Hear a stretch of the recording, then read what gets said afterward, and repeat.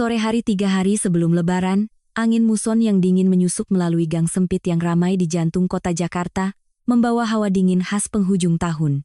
Karena taman kanak-kanak tempatku mengajar sudah libur lebih awal, aku mampir ke pasar untuk membeli beberapa toples kue kering dan sirup markisa untuk oleh-oleh, agar keep untuk perjalanan bus besok pagi ke Solo. Ibu saya di kampung akhir-akhir ini sering batuk kering. Aku sudah bertekad dalam hati, tahun ini, sekalipun harus menentang ibu mertua, aku akan tetap pulang untuk merayakan Lebaran bersamanya. Rumah 3 lantai dengan cat kuning gading muncul di depan mata. Perlahan aku memasukkan kunci ke lubang, berniat memberikan kejutan untuk Bagas dan ibunya. Namun, pintu kayu jati yang besar itu tampaknya tidak tertutup rapat. Sebuah celah kecil memancarkan seberkas cahaya temaram, dan dari sana terdengar suara nyaring penuh kemenangan dari Ibu Ratna, ibu mertuaku, yang menggema dari ruang tamu. Biar dia tidak bisa pulang kampung lagi. Ibu masukkan saja ke kloset lalu siram sekali, hanyut semua. Terdengar suara teh dituang gemericik, lalu suara Bagas, suamiku, yang datar terdengar, sedikit bertanya namun sama sekali tidak cemas. Bu, kalau dia sampai mengamuk bagaimana? Memangnya ibu menyiram apa? KTP, kartu ATM, sekalian saja ibu gunting-gunting juga buku nikah kalian. Ibu Ratna tertawa terkekeh. Suara tawanya tajam seolah mengiris gendang telingaku. Kamu pikir ibu akan diam saja membiarkan dia membawa barang-barangnya pulang ke Solo? Lusa sore, hari H1 Lebaran, paman dan om dari pihak ayah akan datang dari kampung, totalnya hampir 20 orang. Kalau dia pergi, siapa yang akan memasak di dapur untuk menyajikan hidangan sebanyak itu? Kamu yang masak atau ibu? Tapi kalau dokumennya hilang, nanti setelah Lebaran repot mengurusnya lagi. Bu, Bagas mendecakkan lidah. Repot apanya? Nanti setelah Lebaran suruh saja dia urus lagi, bilang saja jatuh. Ibu sudah pikirkan semuanya. Sekarang tanpa kartu identitas, tanpa uang sepeser pun. Ibu tantang dia bisa naik bus antar kota. Kamu pura-pura tidak tahu apa-apa saja. Biar ibu lihat dia berani berbuat apa. Sudah jadi istri ya harus mengurus urusan keluarga suami. Lebaran kok maunya pulang ke rumah orang tua? Tidak ada aturan seperti itu di rumah ini. Bagas terdiam beberapa detik lalu berdeham, ikut menyetujui. Ya sudah, harusnya ibu simpan saja. Kenapa harus digunting? Kan sayang. Tapi ya sudahlah, ibu benar juga, dia tidak akan bisa kemana-mana, jadi mau tidak mau harus di rumah mengurus dapur. Biar nanti aku hubungi beberapa langganan untuk mengantar udang dan kepiting lebih awal. Kantong berisi oleh-oleh di tanganku jatuh ke lantai keramik di teras rumah. Untungnya tidak menimbulkan suara keras. Jantungku serasa diremas. Hawa dingin dari lantai merambat hingga ke ubun-ubun, membuat ujung jari tangan dan kakiku mati rasa. 6 tahun. 6 tahun masa mudaku kuhabiskan sepenuhnya untuk pria bernama Bagas Wijoyo. 6 tahun penuh kesabaran dan mengalah di hadapan seorang ibu mertua yang selalu menjaga gengsi, suka pamer pada keluarga besar tapi begitu kejam pada menantunya. Aku selalu berpikir, jika aku tulus, batu pun akan luluh. Tapi tidak, di hadapanku sekarang bukanlah keluarga, melainkan orang-orang berdarah dingin yang siap menggunakan cara paling licik untuk mengurungku di sudut dapur mereka. Buku nikah, kartu ATM, KTP. Aku bergumam, bibirku bergetar hebat, entah karena dingin, atau karena sakit hati. Mereka tidak hanya menghancurkan dokumen-dokumenku, guntingan itu, air kloset itu, baru saja menghanyutkan sisa-sisa ikatan suami istri yang terakhir, menghanyutkan pula semua toleransi dan kepasrahan buta dari seorang bodoh sepertiku. Tiba-tiba, sebuah perasaan aneh muncul di dada. Bukan kehancuran atau keinginan untuk berteriak dan menangis, tak setetes pun air mata jatuh. Jantungku setelah syok hebat itu perlahan menjadi dingin, dan sunyi senyap menakutkan. Aku membungkuk memunguti kembali bungkusan hadiah, lalu diam-diam berbalik. Langkahku tidak lagi menuju pintu kayu itu, melainkan lurus ke ujung gang, di mana lampu-lampu jalanan Jakarta mulai berpendar remang-remang di tengah kabut dingin. Aku melangkah keluar dari gang yang ramai itu, meninggalkan di belakang rumah 3 lantai yang baru saja menyiramkan sember air es ke seluruh hidupku. Angin dingin menampar wajahku berkali-kali, tapi aku tidak merasa dingin. Rasa sesak dan sakit yang luar biasa telah membekukan semua inderaku. Aku terus berjalan di tepi trotoar. Ponsel di saku mantelku tiba-tiba bergetar hebat. Pesan dari Bagas. Kamu sudah mau pulang? Ibu bilang nanti sekalian mampir ke supermarket beli cumi-cumi 10 kilo lagi ya. Langganan seafood kita di telepon katanya sudah habis. Ingat beli yang besar, paman-paman dari kampung suka makan yang enak-enak. Aku menatap pesan itu, sudut bibirku sedikit terangkat membentuk senyum sinis, hebat sekali. Baru saja merencanakan untuk menghancurkan hidup istrinya. Merobek-robek harga diri istrinya. Dia masih bisa dengan santainya menyuruhku seperti pembantu gratisan. Kata-kata paman-paman dari kampung terdengar begitu memuakkan. Selama 6 tahun, setiap tahun selalu lagu yang sama. Kenangan lebaran-lebaran sebelumnya kembali datang, begitu jelas seolah baru kemarin. Tahun pertama menjadi menantu, pagi hari kedua lebaran, aku dengan ragu-ragu membawa tas kecil untuk meminta izin pulang ke Solo. Ibu Ratna yang sedang mengunyah kuaci, dengan ketus melemparkan kulit kuaci ke lantai. Kalau kamu pergi, siapa yang melayani tamu? Hari kedua, hari ketiga, bibi dan paman dari keluarga ayah masih akan terus berdatangan untuk silaturahmi. Kamu ini menantu kok mau kabur dari pekerjaan? Tahun depan saja pulang ke rumah orang tuamu, kan setiap tahun bisa pulang.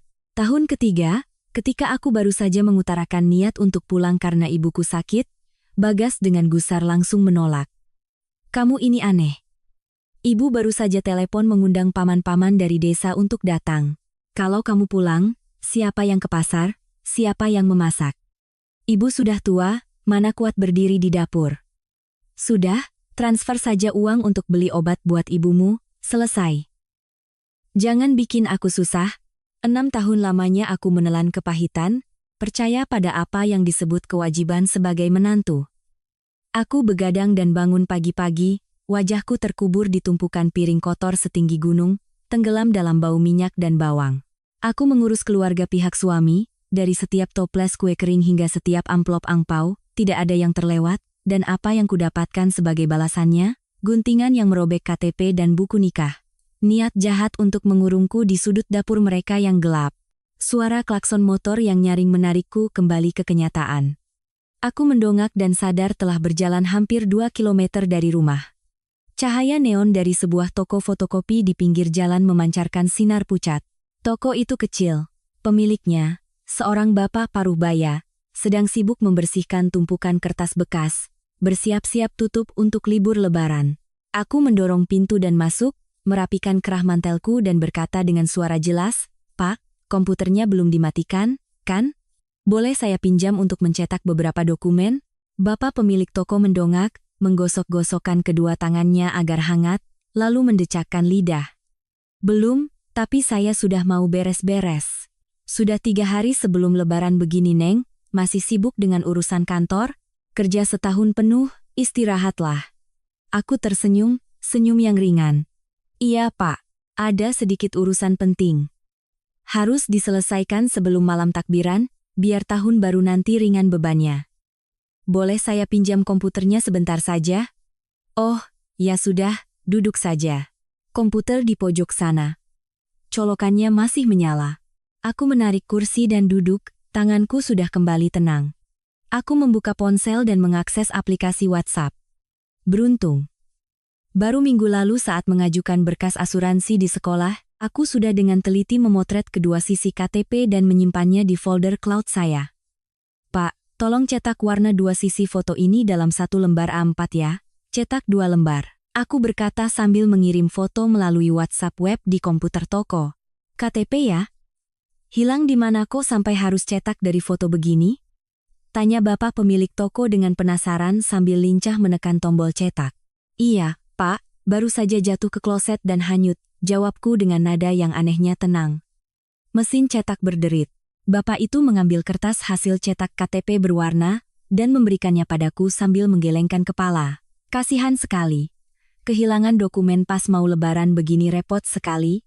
Baru bisa diurus lagi setelah libur nanti. "Ada lagi yang mau dicetak, Neng?" "Ada, Pak." Aku membuka tab baru, masuk ke akun email pribadiku, dan mencari folder draft. Aku mengklik sebuah file Word yang sudah berdebu di sana selama 6 bulan. Malam itu tanggal 10 Juni. Hari itu aku demam tinggi, tidak bisa bangun, tapi Ibu Ratna masih menyindirku, karena tidak memasak sarapan untuk Bagas. Sebelum berangkat kerja, Bagas hanya meninggalkan satu kalimat dingin, "Kalau sakit ya pesan bubur online saja."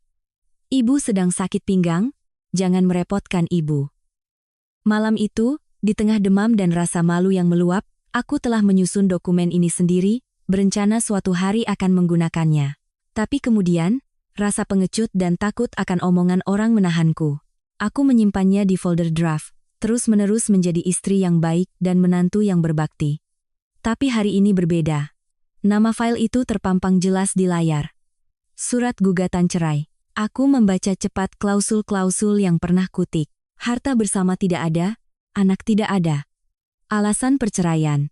Pernikahan telah mengalami keretakan yang parah, kehidupan bersama tidak dapat dilanjutkan, tujuan pernikahan tidak tercapai. Semuanya sempurna dan pas. "Pak, tolong cetak file ini 3 rangkap ya Pak. Cetak yang jelas." Aku menunjuk ke layar. Bapak pemilik toko menyipitkan mata dari balik kacamata bacanya. Ketika membaca tulisan kapital tebal di bagian atas halaman, ia sedikit tertegun, lalu menatapku dengan tatapan kasihan bercampur heran. Neng yakin? Ini sudah mau akhir tahun, kalau ada masalah suami istri kan bisa dibicarakan baik-baik. Ini bukan hal main-main." Aku menatap lurus ke mata bapak itu, suaraku sangat jelas, tanpa sedikit pun keraguan. "Terima kasih atas sarannya Pak, tapi ada pintu yang sekali tertutup, tidak perlu dibuka lagi. Bapak cetak saja untuk saya." Mesin cetak kembali berbunyi, teratur dan tegas. 3 lembar kertas putih bersih keluar, membawa aroma tinta yang masih baru. Dengan hati-hati aku menerima 3 surat itu, memeriksa setiap hurufnya. Tidak ada satu koma pun yang salah. Aku mengeluarkan selembar uang Rp50.000 dari dompet dan memberikannya kepada bapak pemilik toko.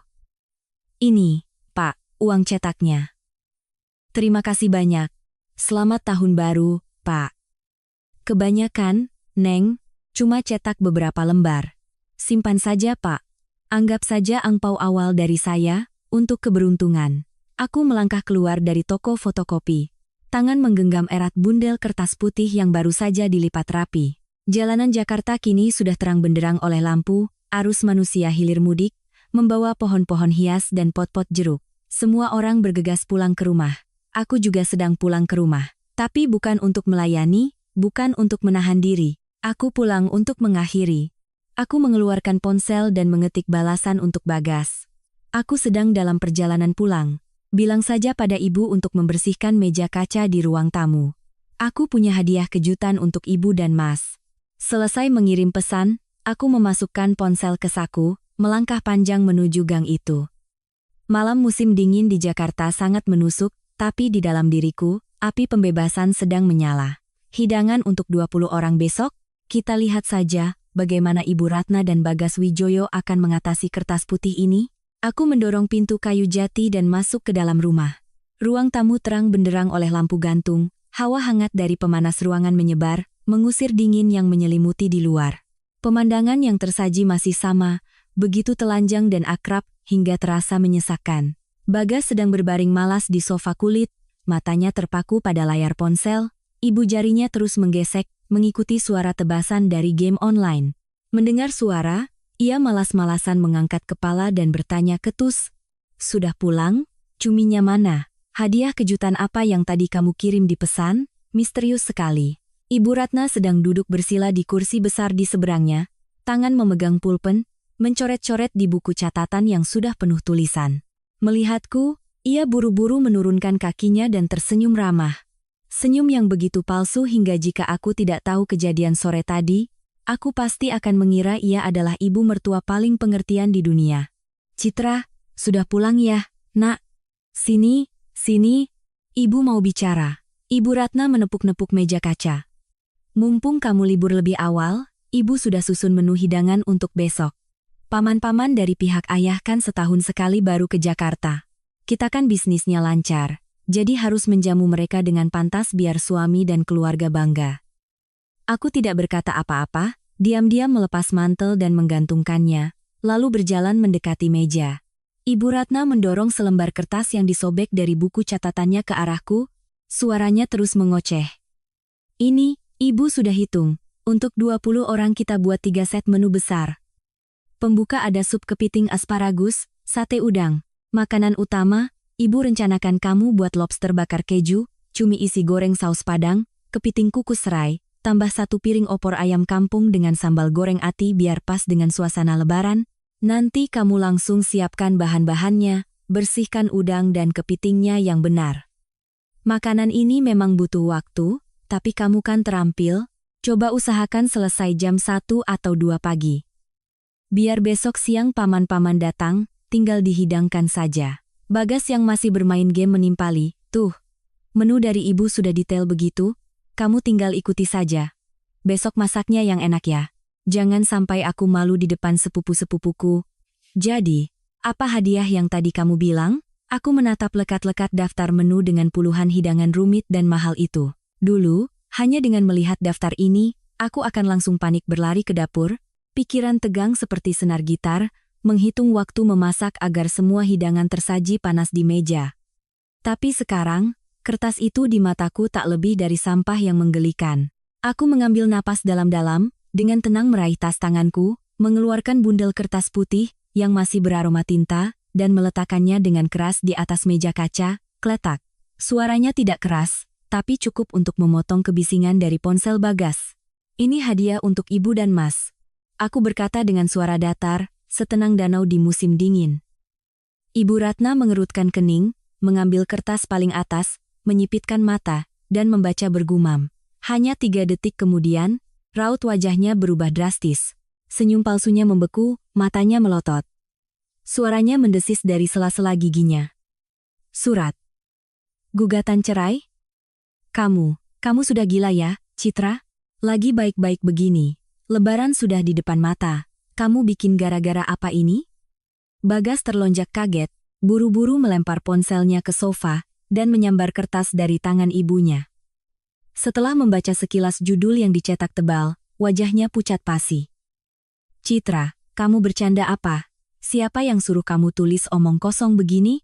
Aku menarik kursi, dengan santai duduk di hadapan ibu dan anak itu, punggungku tegak lurus. Saya tidak bercanda dan tidak gila. Aku mengucapkan setiap kata dengan jelas. Yang gila adalah orang yang berani mengambil gunting untuk merusak kartu ATM, menggunting-gunting buku nikah, lalu menyiram KTP saya ke kloset jam 3 sore tadi. Seluruh ruang tamu seakan kehabisan udara. Ibu Ratna ternganga, daftar menu di tangannya jatuh ke lantai. Bagas tergagap, wajahnya pucat tanpa setetes darah pun. Kamu pulang sejak kapan? Kamu menguping pembicaraan kami? Tidak perlu menguping. Aku menyeringai. Saya berdiri tepat di luar pintu, suara tawa puas ibu bergema. Seluruh gang ini pun kalau mau pura-pura tuli juga tidak bisa. Aku mengeluarkan kertas cetak KTP berwarna dari bawah surat cerai, mengetuk-ngetukkan jariku di atasnya. Kartu tanda penduduk adalah aset negara yang diberikan kepada warga negara. Ibu menghancurkan dokumen pribadi menantu untuk merampas kebebasan saya bepergian. Ibu tahu itu melanggar hukum? Kalau saya perkarakan ini ke Polsek, apa ibu pikir gengsi ibu di depan keluarga besar masih bisa dipertahankan? Ibu Ratna mulai panik, kedua tangannya saling meremas dan gemetar, tapi mulutnya masih berusaha membantah. Kamu jangan mengancam ibu. Ibu cuma beres-beres, tidak sengaja terbuang. Siapa suruh kamu ngotot mau pulang kampung? Rumah ini ada aturannya, Lebaran harus di sini melayani keluarga suami. Ibu melakukan ini juga demi menjaga keutuhan rumah tangga ini. Menjaga dengan cara mengurung saya sebagai pembantu gratisan untuk memasak menu 20 orang ini? Aku memotong ucapan Ibu Ratna dengan nada suara yang dingin dan tajam. Ibu salah. Merobek buku nikah tidak berarti kita masih keluarga. Kertas itu sudah robek, kloset juga sudah menghanyutkannya. Sangat sesuai dengan keinginan saya. 6 tahun ini, demi rumah ini, saya tidak pernah sekalipun merayakan malam takbiran bersama ibu kandung saya. Kesabaran saya sudah habis. Bagas buru-buru bangkit, hendak meraih tanganku, tapi kutepis dengan kasar. Suaranya memohon bercampur panik yang luar biasa. Citra, Mas minta maaf. Mas tahu ibu salah, keterlaluan, tapi tolong tenang dulu, jangan dibesar-besarkan. Nanti setelah libur Lebaran, Mas antar kamu ke kantor polisi untuk buat dokumen baru. Sekarang tarik gugatanmu, ya? Besok paman-paman dari kampung sudah mau datang, udang dan kepiting juga sudah dalam perjalanan. Kalau kamu pergi, siapa yang memasak? Ibu sudah tua?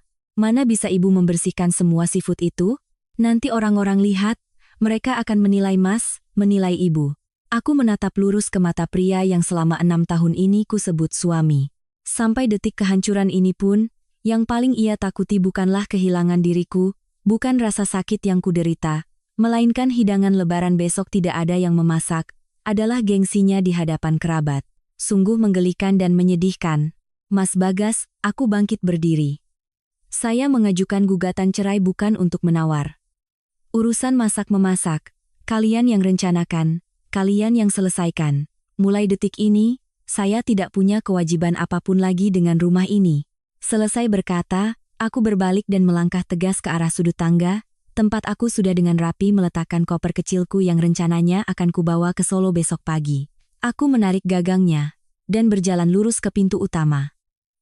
Melihatku menyeret koper, Ibu Ratna seolah tersadar dari syoknya.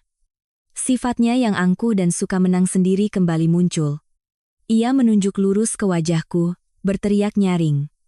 "Hei, perempuan ini sekarang sudah punya sayap ya? Kalau kamu berani, keluar saja dari sini.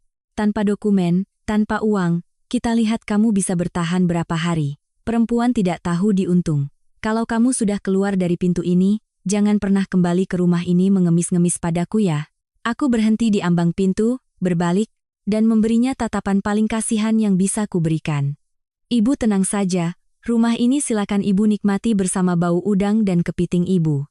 Setelah libur lebaran, pengadilan akan mengirim surat panggilan. Selamat tinggal Bu. Selamat tinggal Mas. Citra, tunggu. Kamu benar-benar pergi. Terus hidangan untuk 20 orang itu bagaimana? Suara Bagas pecah, putus asa memanggil di belakangku. Aku tidak menoleh sedikit pun. Aku melangkah keluar ke teras, menarik pintu kayu jati dengan keras hingga tertutup. Brak, pintu itu tertutup, memutus jeritan pedas Ibu Ratna dan suara panik Bagas, mengunci di belakangku seluruh 6 tahun kepahitan, kehancuran, dan kegelapan. Angin malam menderu melewati telingaku, dingin menusuk, tetapi hatiku terasa lapang dan ringan seolah baru saja melepaskan batu seberat 1000 ton. Aku menyeret koperku di atas aspal, melaju lurus ke arah malam Jakarta. Aku berbelok ke sebuah jalan kecil, sekitar 5 km dari kompleks rumah lamaku, dan berhenti di depan sebuah hotel kelas menengah dengan lampu kuning yang hangat. Saat itu sudah jam 10 malam. Angin utara masih berhembus kencang menampar mantelku. Tapi anehnya, aku tidak lagi merasakan dingin yang meresap hingga ke tulang sumsum seperti saat baru keluar dari rumah. Mendorong pintu kaca dan masuk ke lobi, aku menghampiri meja resepsionis. Seorang pegawai muda tersenyum. "Selamat malam, Kak. Mau pesan kamar?" Aku mengangguk, meletakkan lembar A4 berisi cetakan KTP berwarna di hadapan gadis itu. Dan dengan lembut menjelaskan, "Mbak, saya baru saja kehilangan dompet, semua dokumen asli hilang. Saya hanya punya salinan cetak ini dan aplikasi identitas kependudukan digital, IKD, di ponsel untuk dicocokkan. Apa bisa saya menyewa kamar untuk 1 malam? Besok pagi saya akan ke kantor polisi untuk membuat surat keterangan." Pegawai resepsionis itu melihat kertas cetakan itu, lalu menatap wajahku yang pucat, namun dengan sorot mata yang tegas. Mungkin kelelahan seorang wanita di malam menjelang Lebaran membuatnya luluh. Setelah beberapa menit memeriksa informasi di sistem melalui ponselku, gadis itu tersenyum. "Bisa, Kak. Saya siapkan kamar 302 di lantai 3 ya. Harga kamarnya 400.000 semalam, Kakak bisa bayar lewat transfer." Aku memindai kode QR dan membayar dengan sisa uang di rekeningku. Uang dari bonus lebaran sekolah yang berhasil kusembunyikan, yang belum sempat kuserahkan pada Ibu Ratna untuk belanja lebaran. Menerima kartu kunci, aku menyeret koper dan masuk ke dalam lift. Pintu kamar 302 terbuka, sebuah kamar kecil yang bersih, dengan aroma samar minyak sereh. Aku menyalakan lampu, meletakkan koper di sudut, lalu merebahkan diri di atas tempat tidur empuk berspray putih. Begitu sunyi dan damai. Selama 6 tahun, belum pernah ada malam H3 Lebaran, aku bisa berbaring sebelum jam 1 pagi. Jam segini di tahun-tahun sebelumnya, aku sedang berjongkok di lantai yang dingin, dikelilingi puluhan piring dan baskom. Tanganku berbau amis ikan, perih karena tertusuk duri dan terkikis air garam. 6 tahun aku menghirup udara pengap dari suara perintah dan caci maki ibu mertua serta tatapan acuh tak acuh Bagas. Malam ini, aku bisa menghirup dalam-dalam aroma minyak esensial yang menenangkan, tidak ada yang mengawasi, tidak ada yang memarahi. Untuk pertama kalinya, aku merasa hidup sebagai manusia. Tiba-tiba ponsel di tasku bergetar hebat, memecah keheningan. Layar menyala menampilkan nama Bagas. Aku tidak menjawab, hanya menggeser ke mode senyap lalu meletakkannya di meja. 10 detik kemudian, serangkaian pesan dari WhatsApp dan SMS datang bertubi-tubi, membuat layar berkedip tanpa henti. Pesan pertama pukul 22.15, nadanya masih arogan dan mengancam. Kamu bawa koper kemana? Hebat ya, jangan harap bisa kembali ke rumah ini lagi. Semua dokumen hilang, kartu ATM juga rusak. Aku mau lihat kamu bisa bertahan berapa hari. Jadi menantu bukannya melayani keluarga suami malah bertingkah. Ibu sekarang lagi naik darah tuh. Cepat pulang dan minta maaf sama ibu. Aku membacanya sekilas, sudut bibirku sedikit terangkat membentuk senyum tipis. Masih lagu lama. Mereka pikir aku ini burung kenari dalam sangkar yang sudah jinak, hanya perlu diancam dan diputus bantuannya, maka akan tunduk kembali dan mengakui kesalahan. Aku membiarkan ponsel itu, berdiri, melepas mantel dan pergi ke kamar mandi untuk mencuci muka dengan air hangat. 15 menit kemudian, aku keluar, layar ponsel kembali berkedip-kedip. Kali ini frekuensi pesan lebih padat dan nada suara Bagas mulai berubah. Pukul 22.35. Halo, kenapa telepon tidak diangkat? Kamu sudah pulang belum? Toko seafood sudah antar barang nih. Sebanyak ini bagaimana membersihkannya? Ibu tanya kamu simpan pisau tajam untuk membersihkan lobster di mana? Dicari-cari tidak ketemu. Pukul 22.50. Citra, balas pesanku. Rumah berantakan sekali. Ibu tadi coba potong tali kepiting, malah dijepit sampai tangannya berdarah. Cumi-cuminya licin sekali, ibu bilang baunya amis bikin mual, tidak sanggup mengerjakannya. Cepat pulang, aku sudah belikan soto Betawi di ujung gang untukmu. Pulang, makan, lalu bantu ibu beres-beres. Aku mengambil ponsel, membayangkan kekacauan di dapur yang pernah kukelola. Ibu Ratna, wanita yang selalu membanggakan kemampuannya di depan keluarga besar, sebenarnya selama 6 tahun ini tidak pernah menyentuh pekerjaan apapun selain menunjuk-nunjuk dengan jarinya. Kini berhadapan dengan belasan kilogram seafood segar yang melompat-lompat, ia pasti panik setengah mati. Pukul 23.15. Bagas mulai benar-benar kehilangan ketenangan. Pesan-pesannya menjadi panik, memohon dengan menyedihkan. Citra, aku mohon. Pak D, ketua keluarga besar, baru saja telepon memastikan besok siang jam 10.30, 20 orang sudah kumpul di rumah kita. Pak D juga pesan minta dibuatkan beberapa menu kesukaannya. Kalau kamu tidak pulang, besok mau dihidangkan apa? Aku mohon padamu. Soal dokumen, setelah lebaran aku antar kamu urus, aku ganti 10 kali lipat pun tidak apa-apa. Aku tahu ibu salah, kamu di mana sekarang? Aku jemput kamu sekarang juga. Melihat kata-kata putus asa di layar, hatiku dipenuhi rasa kasihan yang mendalam. Tamparan ini pada harga diri ibu dan anak itu terlalu keras, terlalu sakit. Mereka selalu menginjak-injak hasil kerjaku, menganggap pengorbananku sebagai kewajiban yang wajar. Hingga saat aku menarik diri, mereka langsung runtuh hanya karena beberapa ekor kepiting dan ikan. Ternyata gengsi mereka, kekuasaan mereka, hanya serapuh itu. Aku mengetik perlahan satu baris pesan. Semua urusan di rumah ini kan selama ini ibu yang atur. Menu juga sudah ibu susun detail. Kalian berdua urus saja sendiri hidangan untuk keluarga besar. Saya sibuk, jangan cari saya lagi. Tekan tombol kirim. Setelah itu, aku dengan tegas masuk ke pengaturan, memblokir nomor telepon, memblokir WhatsApp, memblokir semua cara komunikasi dari Bagas. Layar menjadi gelap, duniaku sepenuhnya bersih. Perutku tiba-tiba keroncongan. Sejak sore tadi sibuk berlari ke sana kemari, belum ada makanan yang masuk. Aku mengenakan kembali mantelku, turun ke lobi hotel. Tepat di seberang gang, masih ada warung soto Betawi yang buka hingga larut malam. Uap mengepul dari panci kuah yang harum beraroma kayu manis, pala, dan tulang sumsum, menyatu dengan embun malam Jakarta. Bang, soto daging 1, kuahnya yang banyak ya. Aku duduk di kursi plastik hijau, memesan makanan. Siap, Neng, penjualnya ramah, menyendokkan kuah mendidih ke dalam mangkuk soto yang putih. Aku mengambil sumpit, perlahan menyuap soto panas ke mulut. Kuahnya gurih, dagingnya empuk, uap panasnya seakan membangunkan seluruh tubuhku yang lelah. Enak, sungguh sangat enak. Mungkin ini adalah mangkuk soto terenak yang pernah kumakan selama 6 tahun terakhir. Bukan makan terburu-buru, bukan menelan sambil mendengar omelan untuk mencuci piring, tidak perlu mengawasi suasana hati siapapun. Selesai makan, aku membayar lalu berjalan santai kembali ke hotel. Aku naik ke tempat tidur, menarik selimut tebal, hingga menutupi dada, lalu memejamkan mata. Tidak ada lagi suara omelan, tidak ada lagi kekhawatiran besok harus melayani siapa. Untuk pertama kalinya setelah 6 tahun menjadi menantu, aku tenggelam dalam tidur yang nyenyak dan damai, di tengah malam yang dingin. Drama besok pagi untuk ibu dan anak itu masih menanti.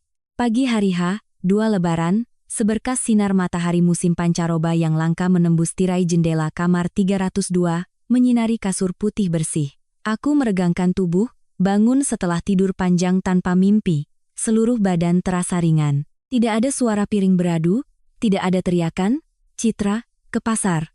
Citra, siangi sayur. Citra, sudah bumbui daging belum? Suasana begitu sunyi hingga aku bisa mendengar jelas suara burung gereja bercicit di balkon. Aku menyeduh sebungkus kopi instan yang tersedia di meja, lalu perlahan duduk di kursi dekat jendela. Aku membuka ponsel, menonaktifkan mode pesawat. Begitu sinyal masuk, ponselku langsung bergetar hebat seolah mau meledak. Puluhan panggilan tak terjawab dari nomor tak dikenal, pasti Bagas yang meminjam ponsel orang lain. Tapi yang paling menarik perhatianku bukanlah panggilan sia-sia itu, melainkan ikon aplikasi WhatsApp yang menari-nari dengan angka 99 plus notifikasi belum terbaca dari grup chat keluarga besar Eyang Kakung. Grup chat ini beranggotakan 20-an orang dari paman, bibi, dan sepupu pihak Bagas. Selama 6 tahun, disinilah Ibu Ratna selalu pamer kekuasaan dan memamerkan citra rajinnya yang palsu. Aku menyesap kopi, menggulir layar hingga ke pesan pertama pagi itu. Drama dimulai pukul 7 pagi. Pak Deto, kakak laki-laki dari almarhum ayah mertuaku, yang pertama kali angkat bicara. Mobil travel rombongan keluarga sudah berangkat dari kampung ya. Perkiraan jam 10.30 sampai di terminal. Nanti Bagas jemput di depan gang ya. Bawaan banyak sekali ini. Seketika, Tante Hani ikut menimpali, menyertakan beberapa stiker lucu. Iya, Mbak Ratna. Anak-anakku dari kemarin sudah tidak sabar mau makan lobster bakar keju yang Mbak ceritakan. Nanti bilang Citra buat yang banyak ya, anak-anak makannya banyak. Sama cumi isinya juga, tahun lalu buatan Citra enak sekali. Bibi yang lain tak mau ketinggalan.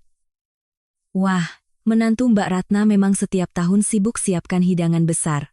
Mbak paling enak ya, tinggal duduk manis, semua sudah diurus Citra.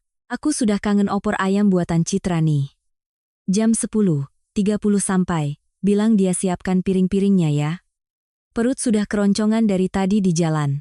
Aku membaca rentetan pesan itu, bertanya-tanya, selama 6 tahun ini di mata mereka, aku ini seorang menantu, atau hanya koki gratisan?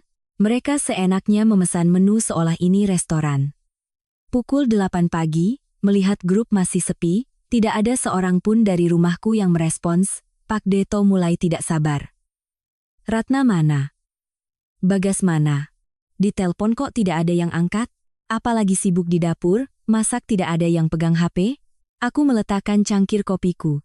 Jari-jariku menari di atas keyboard.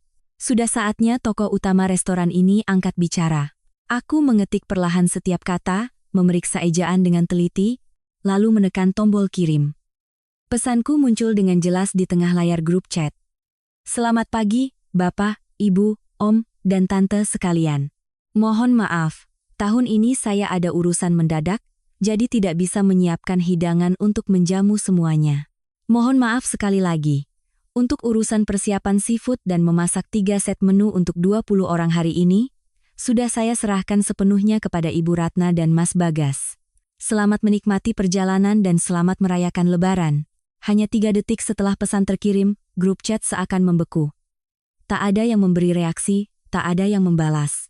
Keheningan menyelimuti aplikasi selama 5 menit, cukup untuk kubayangkan puluhan ponsel di mobil travel itu sedang dioper dari tangan ke tangan untuk membaca pesanku. Lalu, bom itu pun meledak. Ibu Ratna mengetik dengan huruf kapital semua, langsung menandai namaku. Citra, kamu bicara sembarangan apa di sini? Hah? Kamu mau mencoreng muka ibu? Hapus pesan itu sekarang juga. Aku dengan tenang mematikan notifikasi dari Ibu Ratna, tak berniat merespons. Kemunculannya yang panik dan terbata-bata justru membuat api semakin berkobar. Pak Deto langsung membalas, nadanya berubah dari antusias menjadi tajam. Ini maksudnya apa Ratna? Citra bilang begitu maksudnya apa? Jadi sekarang di rumahmu belum ada yang masak? Sebentar lagi kami sampai, kamu bilang urus sendiri itu bagaimana?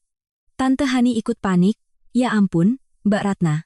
Kemarin Mbak telepon ke rumah, janji-janji, bilang sudah beli 15 kilo seafood segar untuk menjamu kami. Sekarang menantumu tidak masak, apa Mbak mau turun tangan sendiri mengolah udang dan kepiting untuk kami semua? Sejak kapan Mbak bisa masak makanan begituan? Ibu Ratna mulai membela diri dengan menyedihkan. Kalimatnya meloncat-loncat, salah ketik di mana-mana. Pak D, Tante Hani, mohon pengertiannya.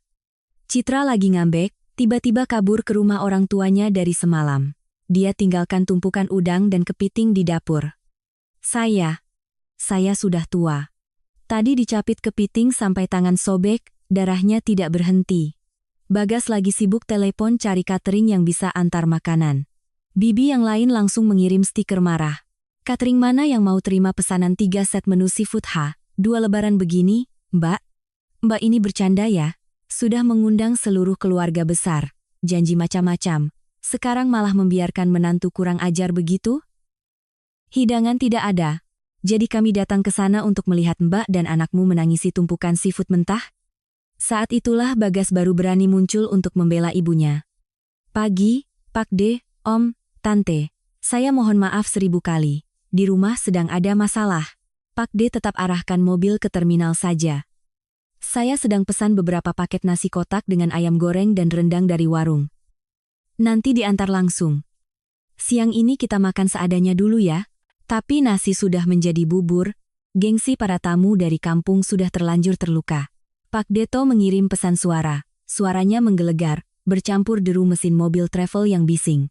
Sudah, tidak usah, Bagas. Nasi ayam rendang di kampung juga banyak, tidak perlu kami jauh-jauh puluhan kilometer ke Jakarta untuk makan itu. Setahun penuh pamer menantu hebat, rumah tangga rapi. Sekarang baru ketahuan belangnya. Semua pekerjaan dilempar ke menantu. Pak sopir, putar balik. Kita pulang ke kampung saja, lebaran di rumah lebih tenang. Daripada datang ke sana seperti pengemis, Tante Hani menutupnya dengan kalimat yang mematikan. Datang ke rumah orang kota diundang makan besar, kok jadi begini amat, Mbak Ratna? Sudahlah, tahun depan tidak usah undang-undang lagi. Kasihan anak-anak kami sudah berharap. Aku tertawa terbahak-bahak, tawa yang paling renyah, paling lepas, paling bebas selama 6 tahun terakhir. Tanpa perlu aku turun tangan, tanpa perlu aku menjelaskan, drama sempurna yang mereka ciptakan sendiri ini telah runtuh dengan begitu mengenaskan. Ibu mertuaku, seorang wanita yang seumur hidupnya hidup di balik topeng gengsi kosong, kini sedang ditelanjangi dan dipermalukan oleh kerabat yang selama ini selalu ingin ia pameri. Aku menekan tombol keluar dari aplikasi WhatsApp. Segala keributan, cemoohan, atau rasa malu keluarga itu mulai sekarang tidak ada lagi hubungannya denganku. Aku bangkit, berjalan ke depan cermin, menatap wanita di pantulan kaca. Ada sedikit lingkaran hitam di bawah matanya karena kelelahan kemarin, tapi sorot matanya begitu cerah dan penuh kehidupan. Aku memilih satu set pakaian paling rapi dari koper, menyisir rambutku yang panjang terurai, dan memoles sedikit lipstik merah. Hari ini H2 Lebaran. Kantor polisi masih buka setengah hari. Sudah saatnya aku melangkah keluar ke terang untuk mulai merebut kembali hidupku. Jam menunjukkan pukul 8 pagi H2 Lebaran, aku melangkah keluar dari lobi hotel, memanggil ojek online dan langsung menuju kantor polsek di wilayah domisiliku. Angin musim pancaroba masih berhembus kencang. Namun dinginnya pagi ini membawa kesadaran yang aneh. Tak ada lagi langkah terburu-buru membawa keranjang ke pasar agar Kip memasak sarapan untuk ibu mertua. Aku mengangkat kepala, menghirup dalam-dalam udara segar jalanan. Menjelang Lebaran, kantor polsek cukup sepi. Seorang petugas piket seusiaku sedang sibuk menulis di buku catatan. Melihatku masuk, ia mendongak dan bertanya, "Selamat pagi, Bu. Sudah mau Lebaran. Ada urusan mendesak apa?" Aku menarik kursi dan duduk di hadapannya, meletakkan KTP hasil cetak berwarna dan membuka aplikasi IKD di ponselku, menatanya rapi di atas meja. Aku berdeham, menjaga agar suaraku tetap jelas dan lugas. "Selamat pagi, Pak. Kemarin saya tidak sengaja kehilangan seluruh dokumen identitas asli, termasuk KTP. Besok pagi saya harus naik bus ke Solo karena ada urusan keluarga yang mendesak. Saya kesini untuk meminta petunjuk prosedur pelaporan kehilangan, dan memohon surat keterangan identitas diri agar bisa membeli tiket dan bepergian." Petugas itu mengambil kertas cetakan, memeriksanya, lalu membandingkannya dengan layar ponselku. Wajahnya terlihat lebih santai, penuh simpati. "Wah, jatuh di mana dompetnya, Bu?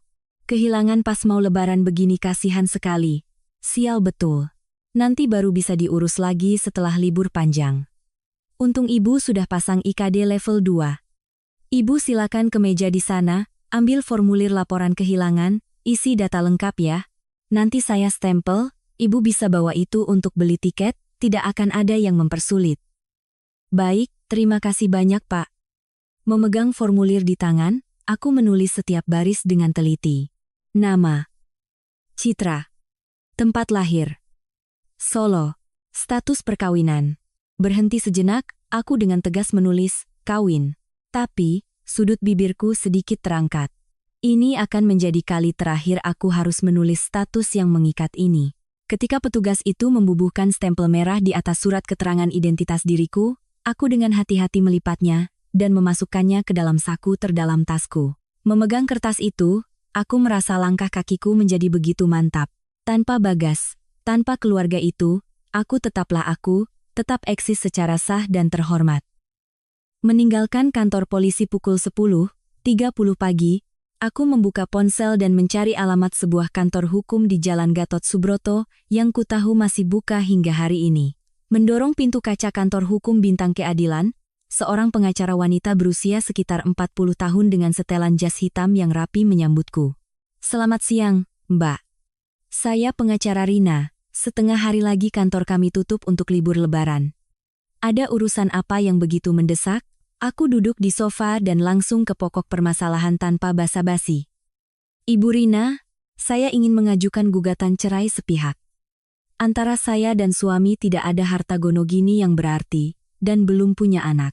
Seharusnya prosesnya sederhana, tapi kemarin sore, ibu mertua dan suami saya dengan sengaja menggunting dan menghancurkan buku nikah asli saya." Pengacara Rina sedikit mengerutkan kening, mengetuk-ngetukkan pulpennya ke meja.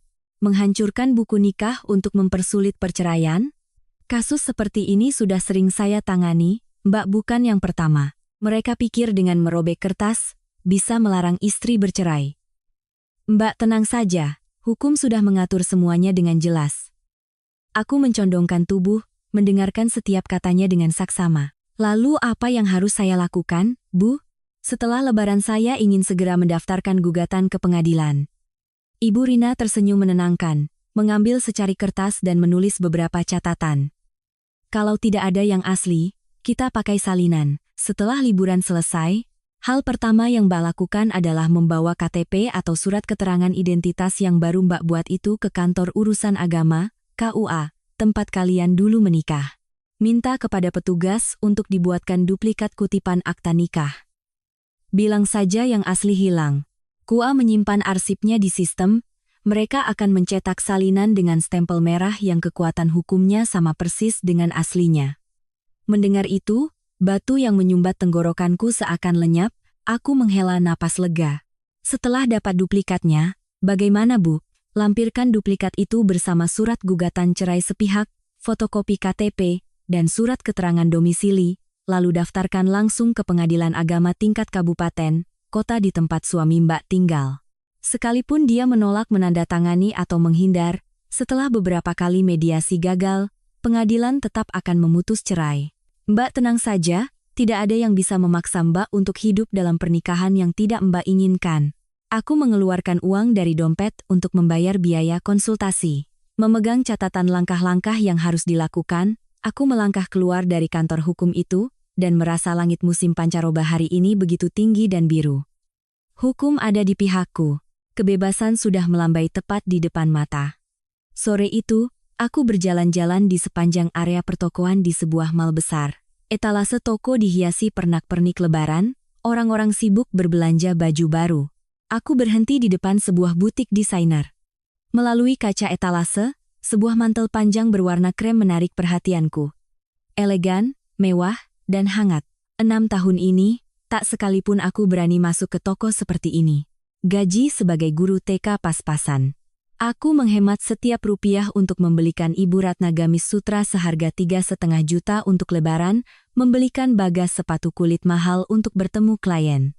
Sementara aku, setiap tahun hanya memakai jaket tebal lama yang sudah usang di pergelangan tangannya, berkata pada diri sendiri, masih hangat, cuma dipakai di rumah masak buat apa beli yang bagus-bagus. Aku mendorong pintu dan masuk. Seorang pramuniaga dengan sigap mengambilkan mantel krem itu dari maneken untuk kucoba. Mengenakan mantel itu, berdiri di depan cermin besar, aku tertegun. Wanita di cermin itu bertubuh langsing. Kulitnya putih, meski sedikit pucat, mengenakan mantel krem itu tampak begitu anggun dan percaya diri. Mantel itu pas sekali, menutupi semua kelelahanku, menonjolkan kecantikan yang selama 6 tahun ini sengaja kukubur di bawah asap dapur. Aku mengintip label harga yang tersembunyi di balik kerah, Rp1.500.000, lebih dari separuh sisa uang di rekeningku. Jika ini 2 hari yang lalu, aku akan langsung melepaskannya. Panik, beralasan tidak cocok, lalu kabur. Tapi hari ini, aku mengelus lembut bahan wol yang halus, menoleh ke pramuniaga dan berkata dengan suara paling tegas, "Mbak, tolong lepas labelnya. Saya mau pakai ini sekarang, tidak usah dibungkus." Pramuniaga itu tersenyum cerah, mengambil gunting dan memotong label plastik itu. "Iya, Kak. Kakak pakai ini cantik dan elegan sekali. Tahun baru, baju baru, biar setahun ke depan penuh keberuntungan dan bersinar ya, Kak." Aku membayar, tersenyum dan menjawab, "Terima kasih, Mbak. Pasti, tahun ini saya akan bersinar." Keluar dari toko, aku membeli beberapa gaun longgar, sebatang lipstik warna oranye kecoklatan, dan sepasang sepatu hak tinggi. Kedua tangan penuh dengan kantong belanja yang cantik, hatiku meluap dengan sukacita. Aku bukan lagi pembantu gratisan bagi siapapun. Aku adalah Citra, 32 tahun, menghasilkan uang sendiri, dan pantas memakai yang terbaik, membelanjakan uang hasil jerih payahku sendiri. Senja mulai turun, lampu-lampu jalan mulai menyala terang. Malam ini aku akan membereskan barang-barangku dan besok pagi, bus pertama akan membawaku kembali ke satu-satunya tempat di mana aku benar-benar merasa memiliki. Rencananya, pagi H1 Lebaran aku sudah akan membawa koper ke Terminal Pulau Gebang untuk naik bus paling pagi ke Solo. Namun, ketika berdiri di depan loket tiket, melihat kerumunan orang yang membawa barang bawaan dengan wajah ceria dan antusias untuk pulang kampung, langkahku tiba-tiba terhenti. Aku membayangkan adegan di mana aku tiba-tiba muncul di depan pintu rumah dengan surat keterangan identitas sementara dan surat gugatan cerai yang dingin. Orang tuaku sudah sepuh, mereka sepanjang tahun menantikan putrinya pulang untuk merayakan Lebaran yang utuh. Jika aku membawa badai ini dan menyiramkannya ke rumah tepat di hari-hari menjelang Lebaran, pasti Lebaran mereka akan berubah menjadi kesedihan dan air mata. Aku tidak bisa egois demi kebebasanku sendiri dan merusak hari-hari bahagia orang tuaku.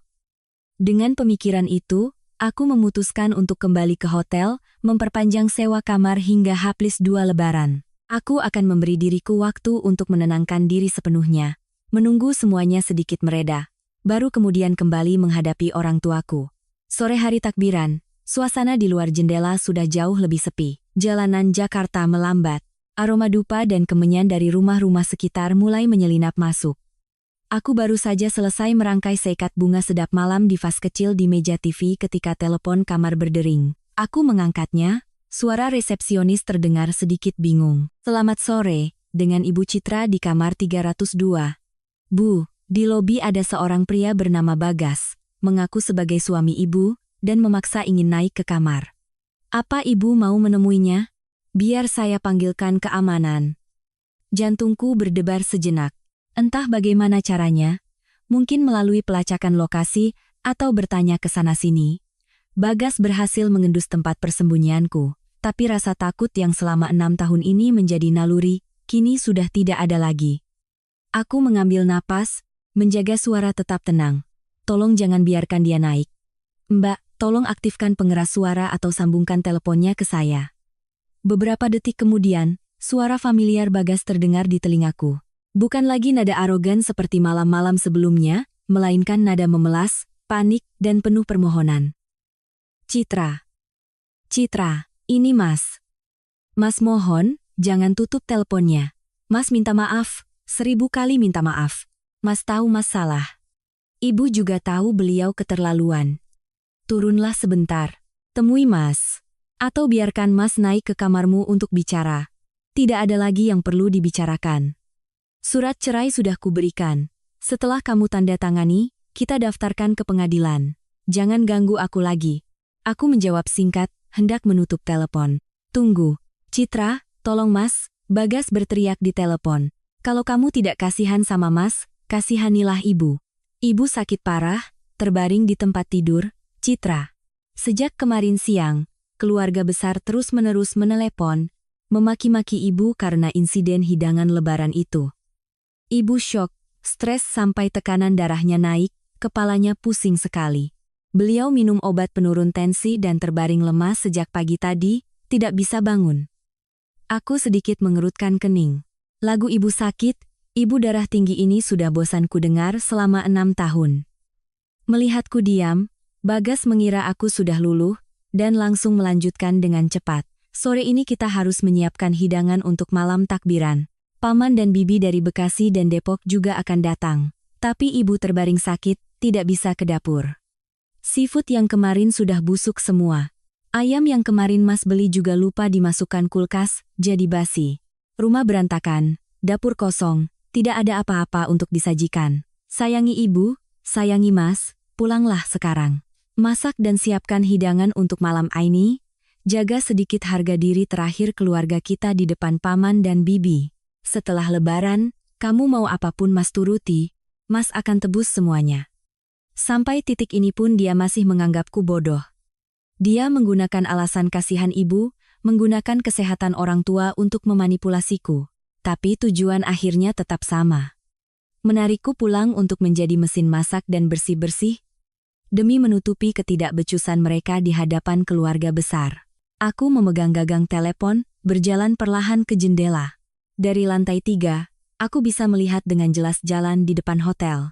Kamu bilang Ibu sedang terbaring sakit karena tekanan darah tinggi dan harus minum obat, kan? Tanyaku dengan suara dingin. Benar, Citra. Ibu lemah sekali, dari tadi pagi hanya memegangi kepala sambil menangis. Masa kamu tega membiarkan Ibu tua sakit sementara hidangan untuk keluarga tidak ada yang mengurus? Suara Bagas terdengar seperti akan menangis. Aku tertawa, tawa yang hambar dan penuh ironi. Mataku terpaku pada sudut jalan di seberang hotel, tepat di bawah pohon ketapang yang meranggas. Di sana, motor Honda SH milik Bagas terparkir di tepi jalan, dan berdiri di sebelahnya, bersembunyi di balik batang pohon agar tidak terlihat dari lobi, adalah Ibu Ratna.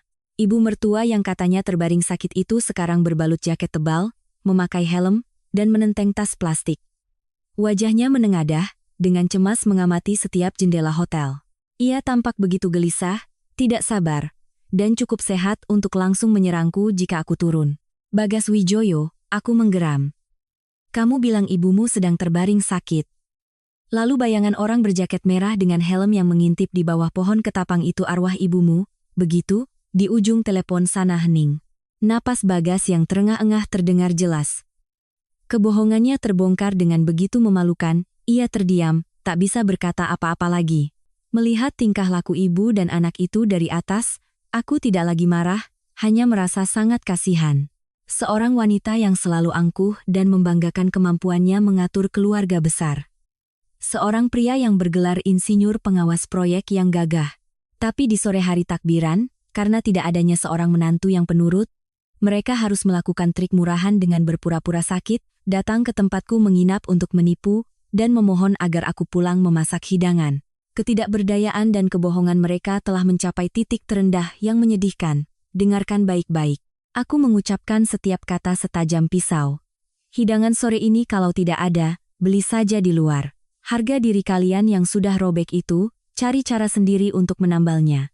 Aku ulangi sekali lagi. Sejak ibumu menggunting dokumen-dokumenku, aku bukan lagi menantu di rumah itu. Pulanglah, dan jangan pernah datang ke sini untuk berakting lagi. Aku menjauhkan telepon dari telinga, berkata kepada resepsionis, "Mbak, tolong tutup teleponnya. Minta satpam untuk mengusir pria itu. Kalau dia membuat keributan, langsung telepon polsek saja." Suara tut, tut, tut, yang kering terdengar, memutus segalanya. Aku bersandar di bingkai jendela, menatap ke jalan di bawah. Bagas berjalan gontai keluar dari lobi, bahunya terkulai seperti penjudi yang baru saja kalah telak. Ibu Ratna melihat anaknya keluar dan langsung menghampiri, menggerak-gerakkan tangan menanyakan sesuatu. Bagas dengan kesal mengibaskan tangannya, menunjuk ke arah lantai atas hotel, lalu memarahi ibunya. Ibu dan anak itu bertengkar hebat di trotoar, lalu dengan marah naik ke motor dan melesat pergi, meninggalkan kepulan asap hitam. Skenario malam takbiran di keluarga itu, aku bisa membayangkannya dengan mata terpejam. Paman dan bibi dari pinggiran Jakarta akan datang, dan bukannya disuguhi hidangan mewah, mereka akan dijamu dengan beberapa makanan jadi yang dibeli dari warung, beberapa potong lontong dingin, dan wajah malu Ibu Ratna. Bisik-bisik dan cemoohan dari keluarga akan menjadi hukuman yang paling pantas untuk kekejaman dan gengsi kosong mereka. Sedangkan aku menarik tirai jendela dan berjalan ke tempat tidur. Malam ini adalah malam takbiran. Aku akan memanjakan diriku dengan sebungkus nasi goreng spesial yang masih panas. Sekaleng minuman bersoda, duduk menonton acara televisi, dan menantikan pergantian hari. Tahun baru yang sesungguhnya, kehidupan baru yang sesungguhnya, sedang terbuka di hadapanku.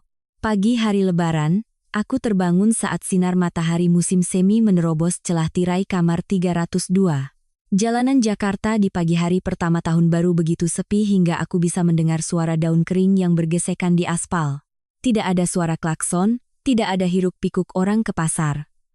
Dan bagiku, tidak ada lagi suara makian dan perintah untuk bersih-bersih dari dapur seperti 6 tahun terakhir. Aku duduk memeluk lutut di atas tempat tidur, menarik selimut hingga ke dada. Suasana begitu hening, saking heningnya hingga memunculkan perasaan sedih yang menyumbat tenggorokan. Aku mengambil ponsel, menggulir layar. Seluruh media sosial dipenuhi foto-foto keluarga berkumpul, hidangan lebaran yang hangat, dan senyum ceria para wanita yang mengenakan kaftan cantik bersama suami dan anak-anak mereka. Sedangkan aku, seorang wanita 32 tahun, menyambut fajar hari pertama lebaran sendirian di kamar hotel sewaan, dengan selembar surat keterangan identitas sementara dan surat gugatan cerai yang dingin di dalam tas. Jariku berhenti di kontak bernama Ibu Sayang. 6 tahun menjadi menantu, tak sekalipun aku bisa sungkem di hari pertama lebaran pada orang tuaku. Panggilan telepon di pagi hari pertama setiap tahun selalu terburu-buru. Di tengah suara piring yang beradu di wastafel, diiringi kebohongan yang sama. "Bu, Citra lagi siapkan hidangan buat keluarga di sini, nanti siang Citra telepon lagi ya." Tahun ini, aku tidak lagi harus memasak untuk siapapun, tapi aku malah takut menekan tombol panggil. Jika mereka tahu aku terdampar sendirian di Jakarta, lebaran mereka di Solo akan berubah menjadi air mata. Aku menarik napas dalam-dalam, meyakinkan diri untuk kuat. Cukup berakting sedikit, beberapa kalimat ucapan selamat seperti tahun-tahun sebelumnya. Tunggu sampai H+2, setelah semua tenang, aku akan pulang dan menceritakan semuanya. Aku menekan tombol panggilan video di WhatsApp, tapi buru-buru mematikan kamera, hanya menyisakan mode suara. Dering belum sampai 3 kali, di seberang sana sudah diangkat. Suara Ibu Sumi, ibuku, terdengar lembut dan ramah, bercampur dengan suara radio yang memutar lagu-lagu lebaran. "Halo, Citra, Ibu dengar. Selamat Idul Fitri ya, Nduk, Ayah dan Ibu doakan semoga tahun ini rezekimu lancar. Kamu sama suami sudah siap-siap mau silaturahmi ke keluarga sana?" Mendengar suara ibu, hidungku terasa perih, berusaha menahan air mata yang hampir tumpah. Aku memaksakan senyum meski ibu tidak melihat. Menjaga suaraku tetap ceria. "Iya Bu, terima kasih. Selamat Idul Fitri juga buat ayah dan ibu di kampung, semoga selalu sehat dan damai." Ayah lagi apa, Bu? Pagi ini sudah ada tamu yang datang? Ayahmu lagi seduh teh di ruang depan. Tadi baru Pak RT sebelah yang datang. Bagaimana di sana? Hidangannya apa saja? Kamu sama Bagas dan Ibu Ratna tidak ada masalah kan? Kok telepon tidak pakai video? Lagi sibuk cuci piring ya? Ibu bertanya bertubi-tubi. Naluri seorang ibu sepertinya merasakan ada yang tidak beres. Aku buru-buru menutup mulut dengan tangan, menahan isakan yang tiba-tiba naik. Enggak kok, Bu. Ini lagi siapkan baju. Tamu di sini ramai sekali. Hidangannya sudah disiapkan dari pagi-pagi. Ayah sama ibu lebaranan yang senang ya.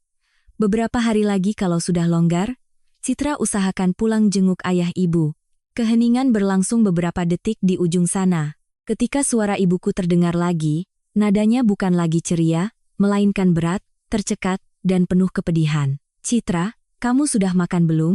Kenapa suaramu serak begitu? Kamu lagi nangis ya, Nduk? Hanya satu kalimat sederhana. Kamu sudah makan belum? Dinding pertahanan yang kubangun susah payah selama beberapa hari terakhir runtuh seketika. Rasa malu dan sakit hati di sore H3 Lebaran. Kesendirian di tengah malam Jakarta, dan semua rasa sakit karena diinjak-injak selama 6 tahun masa muda, semuanya tumpah ruah seperti bendungan yang jebol. Aku menangis sejadi-jadinya.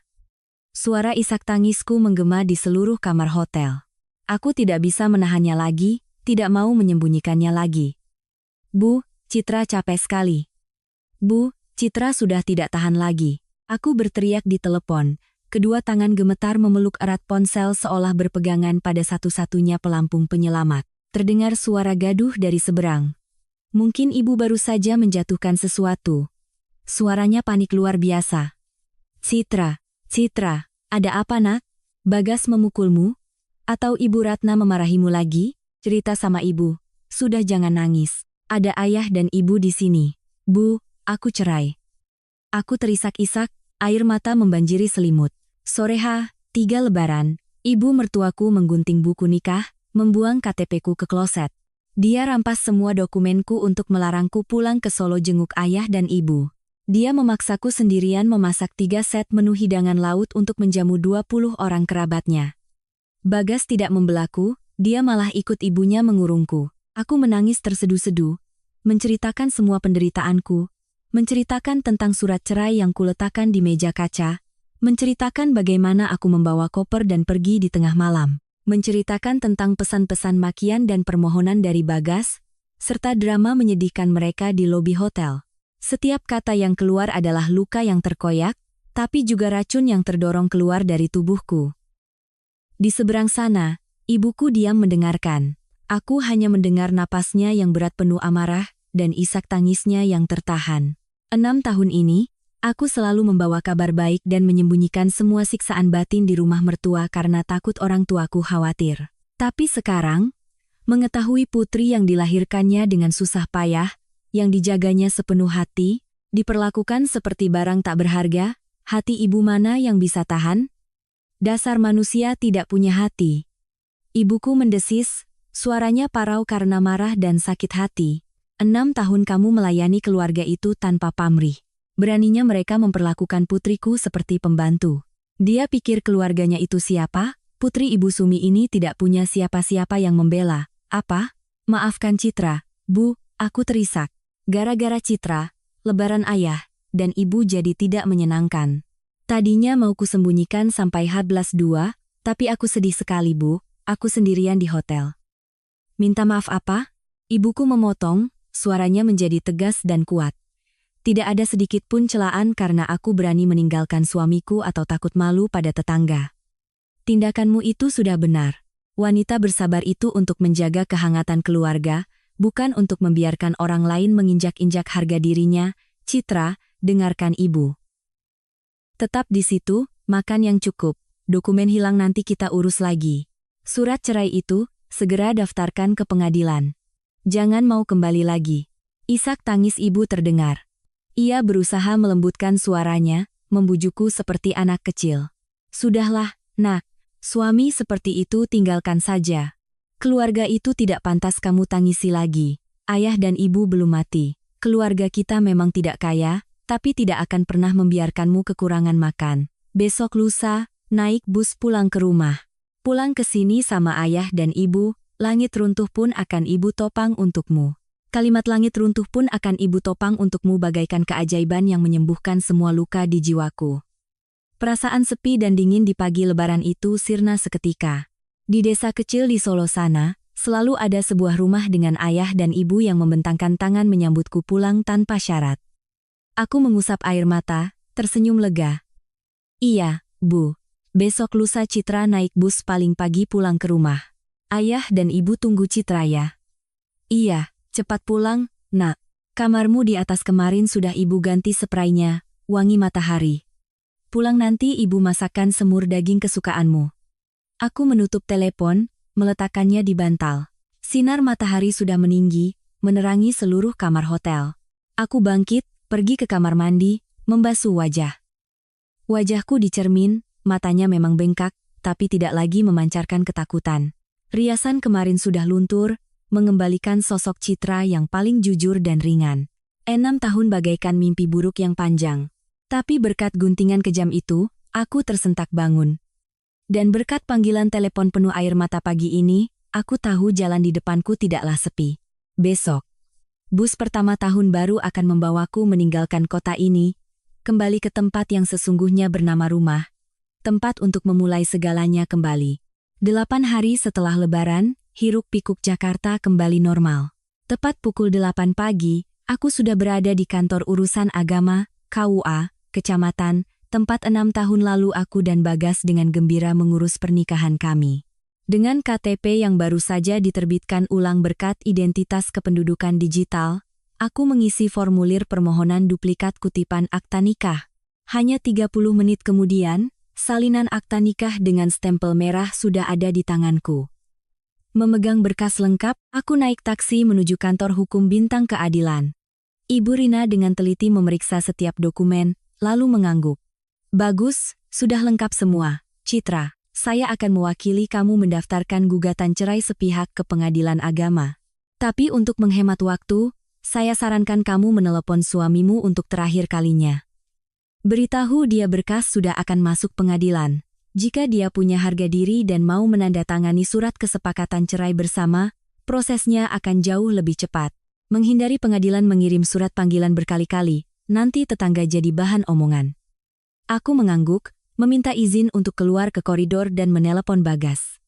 Blokirnya sudah kubuka. Setelah 3 kali dering, telepon diangkat. Halo. Suara Bagas serak dan lelah, tak ada lagi nada angkuh atau mengancam seperti sebelum Lebaran. Ini aku. Aku menjaga nada suaraku tetap datar, profesional. Berkas gugatan cerai dan duplikat akta nikah sudah kuserahkan pada pengacara. Sore ini akan didaftarkan ke pengadilan. Aku telepon untuk memberitahumu agar bersiap menerima surat panggilan. Di seberang sana terdengar helaan napas yang berat dan sangat lelah. Citra, apa kamu benar-benar sudah tidak punya perasaan lagi? Kamu tidak memberiku, tidak memberi ibu, jalan keluar sama sekali? Aku tertawa, tawa kering yang menggema di dinding koridor. Jalan keluarku sudah disiram ibumu ke kloset sore hari H, 3 Lebaran. Tidak punya perasaan? Perasaan yang kubangun selama 6 tahun sudah kalian injak-injak tanpa ampun. Sekarang kamu malah menyalahkanku? Bagas terdiam lama, terdengar suara pemantik api, mungkin ia sedang menyalakan rokok. Beberapa hari Lebaran kemarin, rumah ini seperti neraka, Citra. Suara Bagas bergetar penuh kepahitan. Waktu hari H2, rombongan Pak Deto putar balik pulang ke kampung. Sore takbiran, ibu menyuruhku beli beberapa ekor ayam dan daging di warung untuk disajikan, rencananya mau mengundang paman dan bibi dari Bekasi. Tapi ternyata, kerabat di kampung sudah menelepon dan menceritakan semuanya. Tidak ada satupun yang mau datang. Mereka malah menelepon menyalahkan ibu, bilang ibu munafik, mengeksploitasi menantu, sampai rumah berantakan. Ibu malu sekali, tekanan darahnya naik dan harus dirawat di UGD pas malam takbiran. Kali ini sungguhan, bukan akting seperti di hotel waktu itu. Aku mendengarnya tanpa sedikit pun rasa kasihan. Siapa menanam, dia yang menuai. Penghakiman dari keluarga besar, gengsi kosong yang terkoyak, itulah pukulan mematikan yang merobohkan ibu mertuaku. Itu urusan keluargamu, tidak ada hubungannya denganku. Aku memotong dengan dingin. Aku hanya punya satu usul.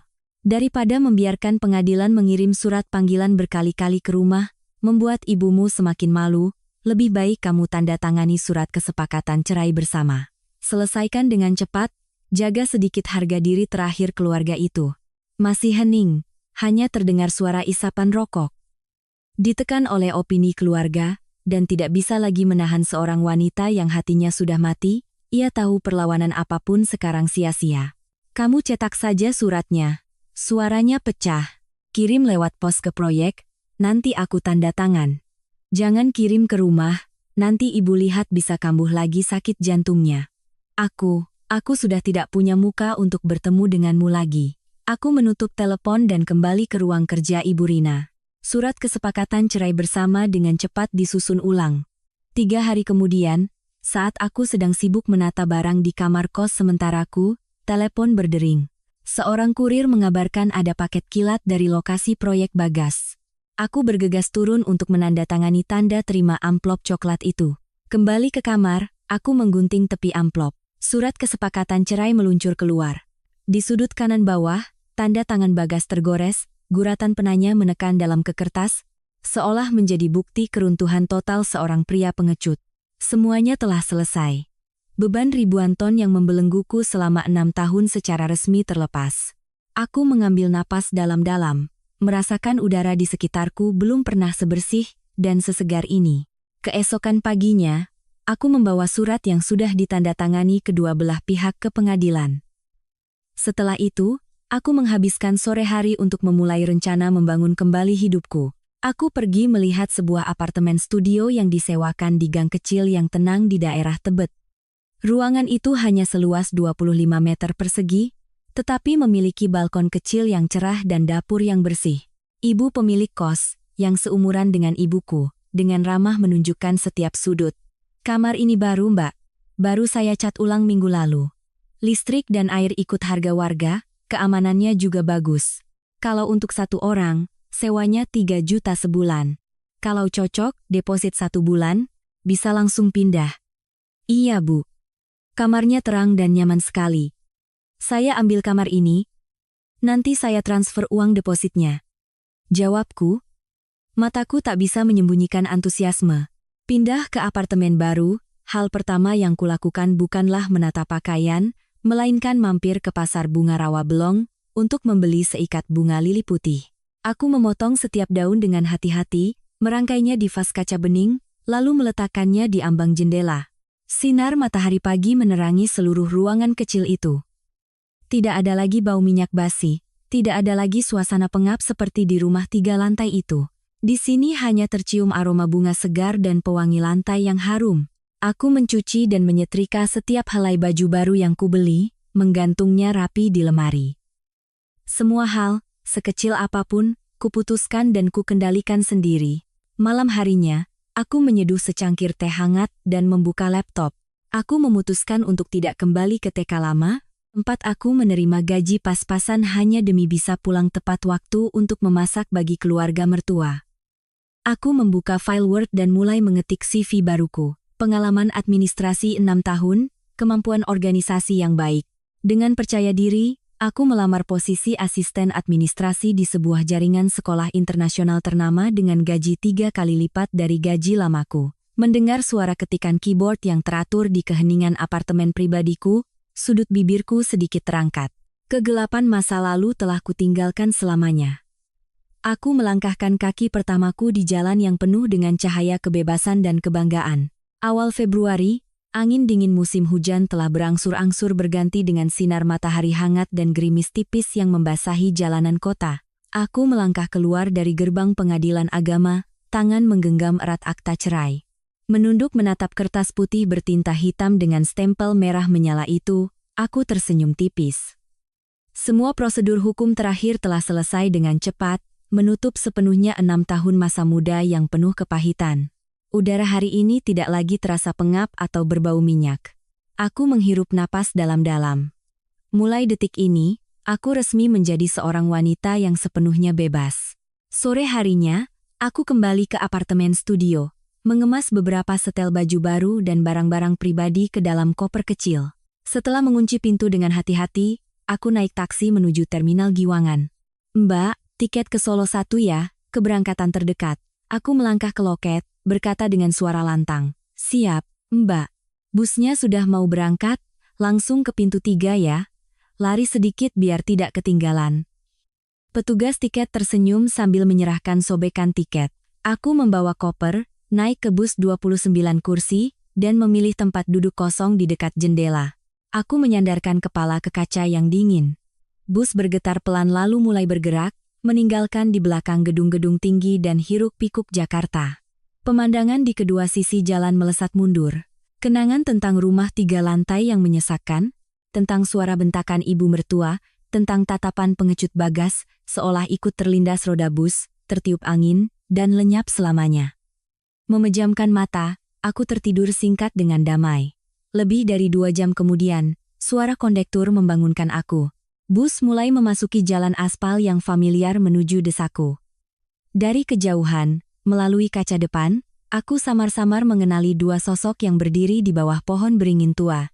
Ayahku, mengenakan jaket coklat yang sudah usang, memegang sebatang rokok kretek, matanya menyipit menatap setiap bus yang lewat.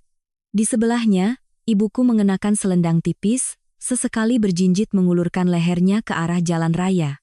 Begitu bus berhenti, aku membawa koper dan melompat turun secepat kilat. "Ayah! Ibu!" Aku berteriak, suaraku pecah di tengah keheningan sore pedesaan. Ibuku terkejut, melepaskan ujung bajunya yang digenggam erat, lalu berlari memelukku. Tangan kurusnya yang kapalan mengusap rambutku, suaranya tercekat. "Nduk, anakku, akhirnya pulang. Perjalanan capek tidak, nak? Kasihan anakku. Wajahmu kok pucat dan kurus begini?" Ayahku berjalan mendekat, mengambil alih koper dari tanganku. Sudut matanya basah, tapi ia berusaha menjaga suaranya tetap berat dan mantap seperti biasa. "Pulang itu yang penting. Rumah merayakan Lebaran telat beberapa hari tidak apa-apa, yang penting orangnya sehat. Di sini anginnya kencang, dingin. Kalian berdua cepat jalan pulang. Ibumu sudah masak semur daging dari siang, menunggumu terus." Aku memeluk ibu erat-erat, menyandarkan kepala di bahunya, menghirup aroma sirih yang samar dari bajunya. Dinginnya sore itu seakan tak mampu menembus hangatnya pelukan orang tua. Citra tidak apa-apa. Sampai di gerbang desa lihat ayah dan ibu, rasanya langsung sehat. Aku tersenyum, mengusap setetes air mata di sudut mataku. Rumah joglo dengan 3 bagian utama muncul di balik pagar tanaman kembang sepatu yang terpangkas rapi. Semuanya masih sama seperti saat aku menikah dulu. Dapur kecil berbau kayu bakar, aroma gurih dari panci semur daging tercium hingga ke halaman berlantai bata merah. Ayahku menggelar tikar pandan di tengah rumah, dengan hati-hati menyiapkan hidangan sore. Di atas tikar tidak ada lobster bakar keju, tidak ada kepiting kukus serai, juga tidak ada sup asparagus atau opor ayam rumit seperti menu 20 orang yang pernah dipaksakan keluarga mertuaku. Hidangan kumpul keluarga hari ini hanya sepiring tumis kangkung yang hijau segar, semangkuk sambal terasi, dan semangkuk semur daging yang mengepul dengan taburan bawang goreng. Ibuku menyendokkan nasi putih, mengambil sepotong daging tebal yang berwarna coklat keemasan, dan meletakkannya di mangkukku. "Makan, Enduk. Beberapa hari Lebaran sendirian di kota, pasti tidak makan enak. Coba rasakan, pas tidak asinnya. Sudah setahun tidak makan semur buatan ibu, kan?" Aku mengangkat mangkuk nasi dan menyuapnya dengan lahap. Dagingnya empuk lumer di mulut, rasa manis gurih dari kecap dan rempah menyatu dengan aroma bawang, membuat inderaku seakan terbangun. "Enak sekali, Bu. Lebih enak dari semua hidangan mewah yang pernah Citra masak." Aku tersenyum bahagia, merasakan setiap butir nasi hangat mengalir ke perut. Ayahku menyesap sedikit teh, mengambil sejumput kangkung, mencocolnya ke sambal, lalu berkata dengan nada dalam. "Beberapa hari lalu, si Bagas itu telepon ayah. Dia menangis. Bilang dia salah. Ibunya salah. Minta ayah membujukmu untuk mencabut gugatan dan kembali ke sana. Ayah marahi dia langsung. Ayah bilang, 'Anakku, aku yang melahirkan, aku yang sayang. Kalian rampas dokumennya, kalian usir dia dari rumah tengah malam, jangan harap dia mau kembali.' Ayah berhenti sejenak, menatap lurus ke mataku dengan tatapan penuh pengertian. Hidup seorang wanita itu banyak likunya. Ayah dan ibu menikahkanmu, berharap kamu dapat tempat yang baik, ternyata mereka begitu jahat. Tapi sudahlah, nak, putusan pengadilan sudah keluar, semua sudah selesai. Melepaskan beban itu adalah sebuah keberuntungan. Hidup masih panjang, kamu di rumah saja istirahat dulu sampai pulih. Ayah dan ibu tidak butuh kamu bawa uang atau kemewahan, yang penting kamu hidup terhormat, dengan kepala tegak. Iya, ayah benar.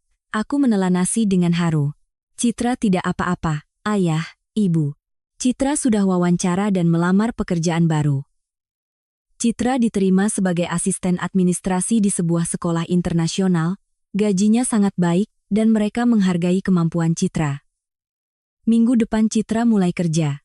Apartemen yang Citra sewa juga aman dan nyaman. Mulai sekarang, Citra akan hidup untuk diri sendiri. Ayah dan ibu jangan khawatir lagi ya. Ibuku mendengar itu dan menghela napas lega. Kerutan di dahinya seakan mengendur, senyumnya yang lembut merekah. Syukurlah kalau begitu. Punya keahlian, sehat, dan bisa cari uang sendiri, apa yang perlu ditakutkan? Hiduplah yang terhormat, dengan kepala tegak, nak. Tidak ada aturan yang bilang wanita bercerai harus menundukkan kepala. Makan sore yang tertunda itu berlalu dalam suasana tawa dan kehangatan. Tidak ada tatapan curiga, tidak ada celaan, hanya ada cinta tanpa syarat dari keluarga.